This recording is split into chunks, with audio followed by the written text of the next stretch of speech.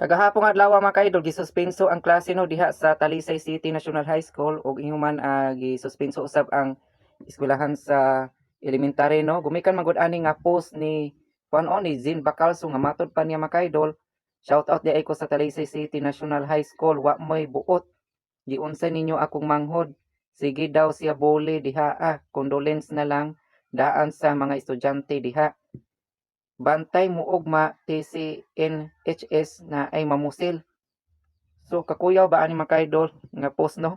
So mao to si Mayor Samsam Golias mga idol gi manduan dayon niya mga idol ang eskwelahan nga isuspenso ang klase kagahapon adlaw. So nasuspenso gyud mga idol gumikan kay para safety mga idol ba, para safety ang mga estudyante, ang mga magtutudlo kinahanglan nga wala gyud tawo didto kay ang mga pulis didto sa Talisay gi-inspect nila mga idol, ila yung gibantayan didto sa eskwelahan mga idol no. So mo na nahitabo kagapon adlaw mga idol. So matud pa ni Mayor Samsam Golias, iyaha jud ning tinud-on, iyaha gyud ning itris kung kinsa gyud ning paano nagpost ani nga nang hulga. So kani mga idol di man gyud ni siya maayo no kaning kining ani nga post no, kay maka panic man ni. Oh, nya matud pa niya kay mao kunong nainana kay gibuli daw iyang manghod. Oh, condolence na lang daan sa mga estudyante diha kay bantay mo ugma ti CNHS na ay mamusil.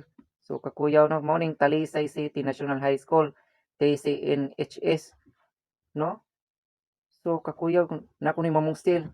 So grabe jud nakugang kaayo ang mga kuan didto no, ang mga estudyante dito, mga magtutudlo dito sa Talisay City National High School. Gani si Mayor Samsam Golias, iya jud ning tinud-on no. Katong mga friends ko no ani ni Zin Bacalso katong makita sa friends list, iyaha sa i-appeal og pa-investigar kung kinsa gyud ni para gyud ni siya matris kinsa ning ga-post gyud ani. Oh, kay kani dili gyud ni siya maayo mga idol mag-post-post ta inani no, kay diri sa social media dapat careful ta, dili ta pataka og post dire.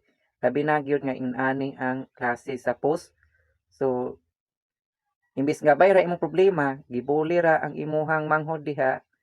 So mosamot hinon ang problema. So once nga matris ni kining kapos ani, so madakpan gyud ni siya mga idol niya, mag-atuban gyud ni siya dakong kaso kay dako man ni siyang kaso nani kining naning pagpanghulga bitaw niya nagpost ka sa Facebook.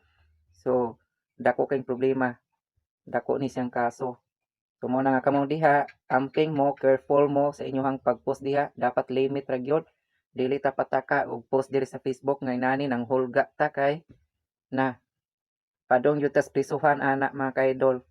Oh, dapat diri sa Facebook bahala kapila ta magyaw-yaw dire, natay gi-post diri nga naglagot ta, nagyaw-yaw ta, pero dapat limit, dili ta pataka og bukas sa ato ang baba diri hala pataka na lang kag way limit imong baba diha. So dili sad na maayo no. Dapat naatay limitasyon diri sa ato ang pag-post diri sa social media.